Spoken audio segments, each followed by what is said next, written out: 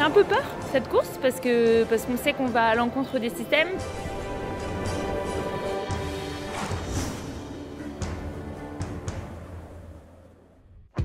Dimanche à 13h30, c'est le départ de The Transat CIC. 48 solitaires partent de Lorient à l'assaut de l'Atlantique Nord, cap sur New York, dans le sillage des légendes qui, depuis 1960, jalonnent l'histoire de la course au large. Sir Francis Chichester fut le premier vainqueur en 40 jours.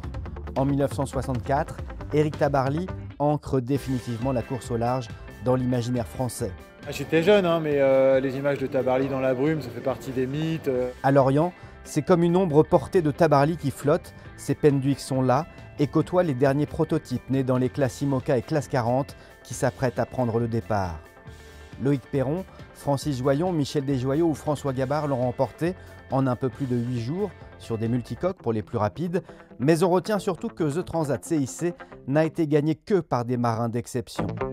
Effectivement, parce que c'est une course particulièrement difficile, qui est difficile en soi, et pour sortir du lot, il faut sûrement avoir quelque chose en plus.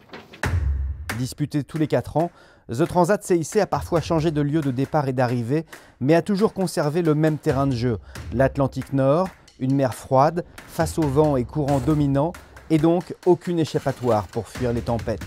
Il y en a qui trouvent ça dur, et c'est ça aussi qui fait la beauté de la course, c'est l'engagement qu'il faut y mettre qui fait la valeur de cette course, et c'est ça que je vais chercher en retournant faire The Transat.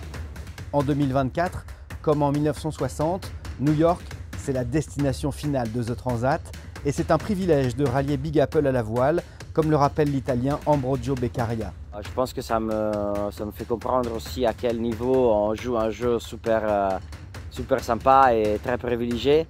Parce que toi, en tant qu'Italien, il y en a un paquet qui sont allés là pour chercher une vie meilleure. Là, moi, je vais avec mon super bateau, super technologique, à faire un jeu. 48 marins, dont 5 femmes, sont à l'aube d'écrire une nouvelle page de la légende The Transat CIC.